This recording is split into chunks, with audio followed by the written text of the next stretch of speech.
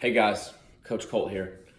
And today's message is going to be not so much focused on fitness and exercise, but more health and recovery.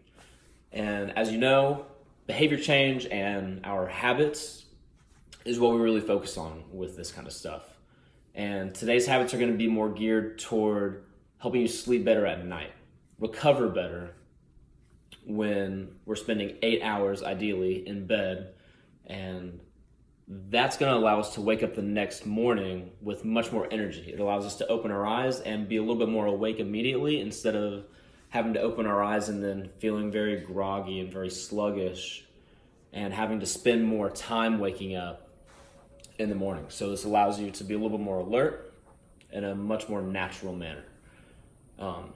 So a few of the things that I do, if I can only spend like 10 minutes, because I know life is busy, sometimes we're doing stuff right up until the moment that we have to go to bed.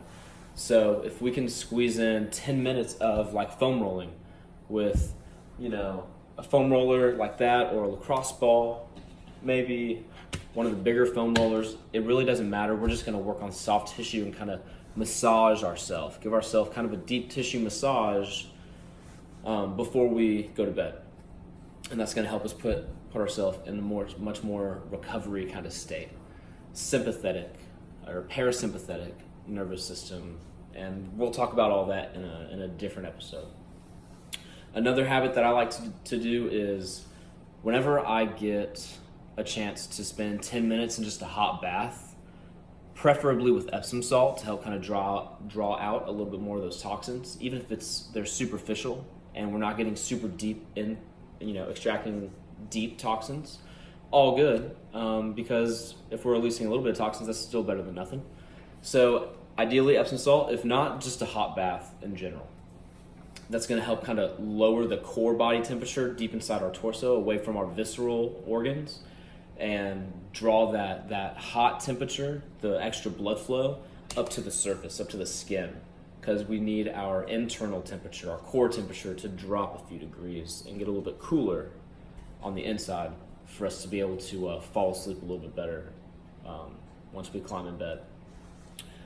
Another thing, I like to light a candle in my room because I like to get all of my senses involved if I can, right? Touch with the bath so my skin can feel it, my nerves can feel it.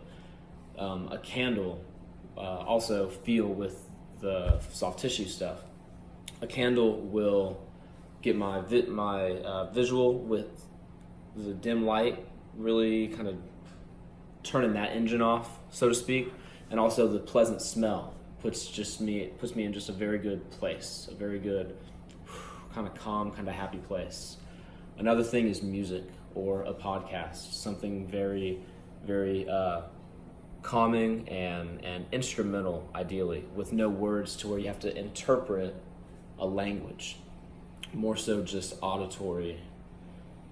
Smooth, easy, chill vibes. Very chill vibes is a good way to put that. And those are some of my best practices.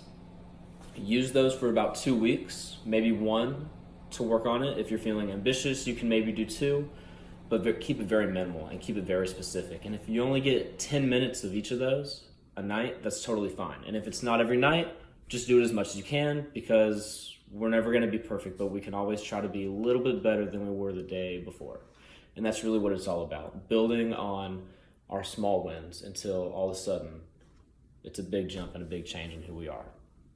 We're going to try that for 2 weeks, and along the way I'll shoot some more at you. Whatever you connect with, great. Whatever you don't, at least give it a try and realize that you don't, and whatever works for you, we're going to stick with some of that and build on it. Cool. Thanks, guys. Enjoy the rest of y'all's day. See you later.